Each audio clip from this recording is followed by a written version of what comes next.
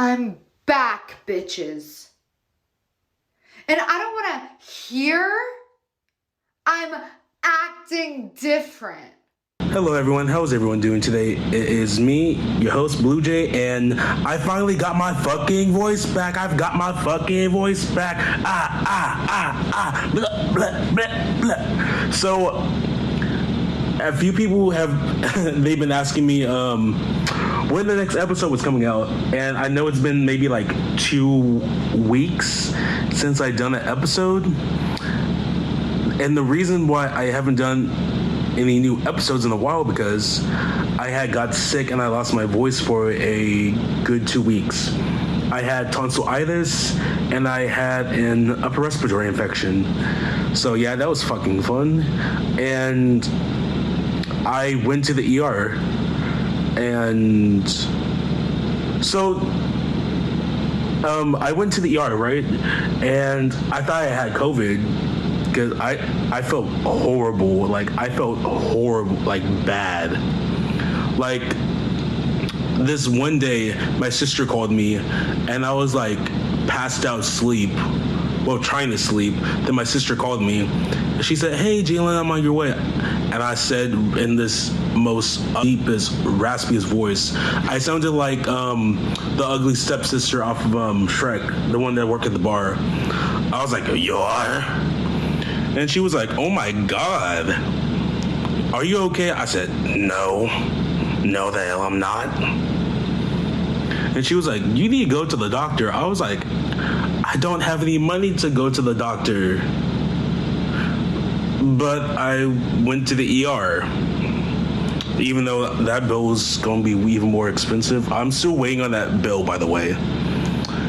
But I went into the ER, and actually, this is a funny story. This is a funny ass story. Okay, let's get into this. So, I went to the ER, right, looking my absolute worst, feeling like absolute shit.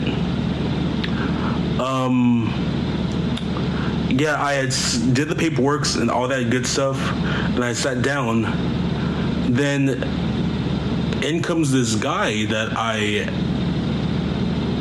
was like, there was this guy that came in. I was like, he looks familiar. He came in with this girl, and they went to the registration thing. Came back. I was like, oh my God, I know that guy because he fucking ghosted me. Yeah. So backstory on that one, I was talking to this one guy for a short period of time, and we would video chat every now and then. Then one day he just straight up stopped texting me, like just out of the blue, like blocked on everything. And I was like, what the fuck? And I was like, well, his loss. Then a few months later, I see him at the ER,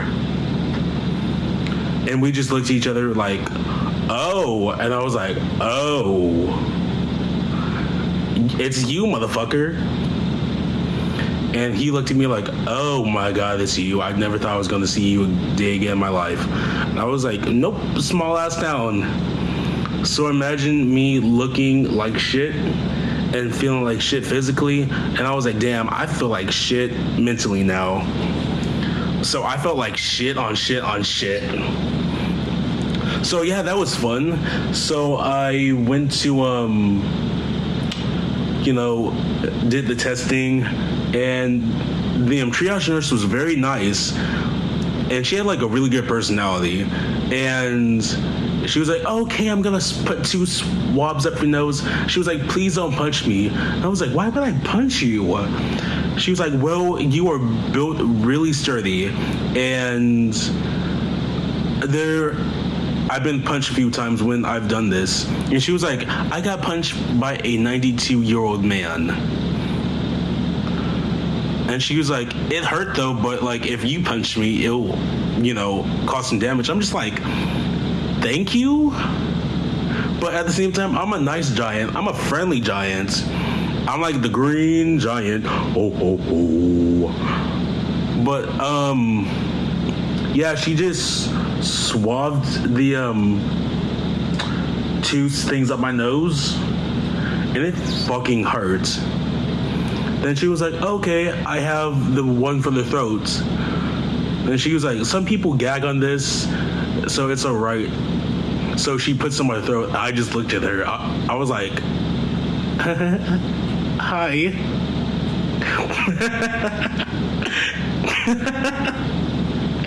She just puts it in the back of my throat. And I'm just like, oh, this isn't bad. I just looked her straight. So I looked this woman straight in the eye and smiled when she did it. Because she was giving me this weird look. I'm just like, hi. Oh my God. But she was like, wow. I'm not even good for people, she said though, but it was along the lines of, wow, you did way better for the throat swab than you did for the nose swab. And I was like, well,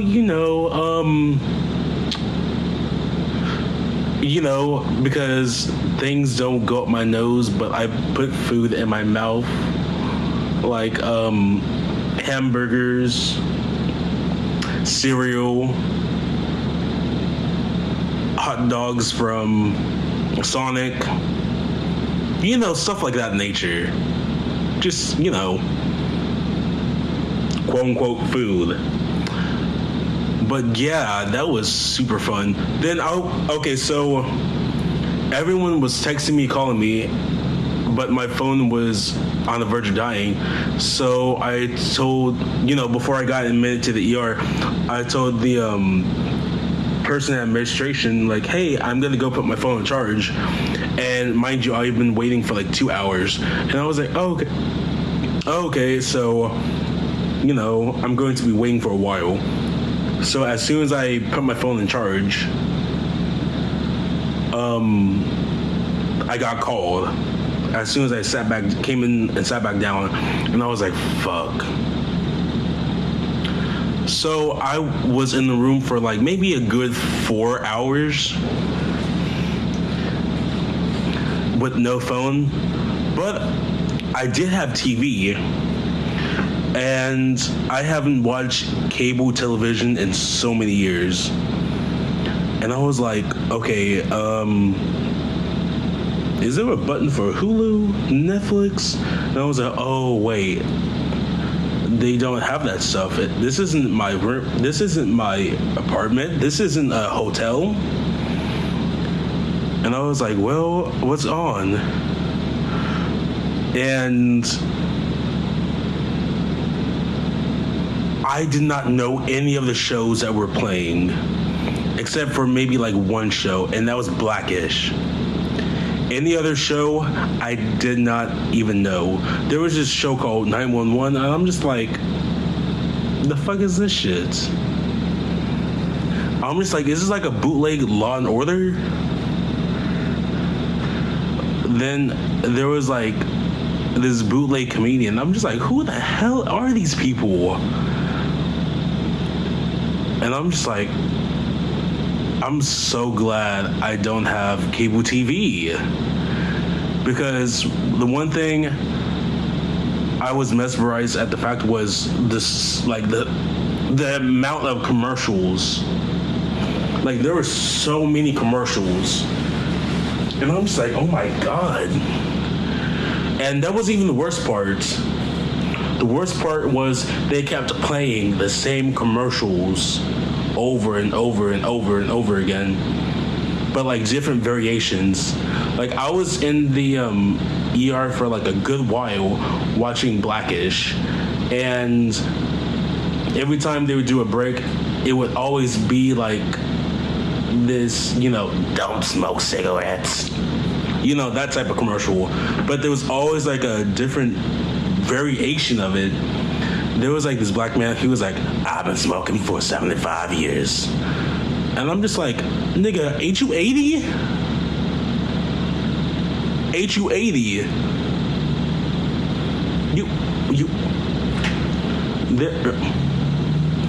So you telling me you was smoking before you were 10? And there was this one lady, and she was like, well, I was smoking when, Eisenhower was president, or George Washington. I don't know. I don't have good memory. I'm not good with presidents' names. I'm not good with history. I'm a business major. That's what I'm going for. Do not clock me for that. That's the only thing I do ask. But yeah, that was basically my explanation of why I've been gone for some time. And after this episode, I'm telling you now, look, if I don't start doing this at my regular times again, DM me death threats, okay? That will probably get me motivated. Be like, I will come to your apartment and skin you alive. And I'm just be like, oh shit, they serious. They fucking serious. Because, I have some friends that listen to this, and if they know where I live, so I'm pretty sure they will, kill me. Like, I have some audience in like South Africa. Shout out to my South Africans who listen to me. And I was shocked as hell when I opened up my analytics. I was like, what? I got people from South Africa listening to me. Yes. Where my black people at? Where my black people at? Then I remember, oh wait, South Africa has a bunch of white people. Then I was like, where my white people at? Where my white people at? Ah. But yeah. So long story short, if I don't, start getting back on the ball, just send me death threats. And 9 times out of 10, that'll work. Or just send me money. Just send me money. If you don't know how to send me money, just text me and be like, hey, yo, how can I send you money? And I'll be like, I accept credit card, PayPal, Venmo, Cash App, everything in between. I have a credit card reader in my drawer. True story, by the way. That's for a different story. But yeah, either death threats or money. Those are my two only motivations, because it works for my mom. Not her giving me money, but like saying, if you don't go to school, I'll kick your ass. And lo and behold, I'm back in school because the death threat worked. Yeah. So death threat or money. I prefer money though, but if you're broke and you can't afford to give me anything, it's okay. Just send like a KYS and I'll be like, oh my God, I've made it. I've honestly made it when people start giving me death threats. I just realized that. Actually, don't send me death threats, because that will honestly boost up my ego. Because I'll be like, oh my God, I'm getting death threats. Yes. Like, I'm getting death threats. I'm that person.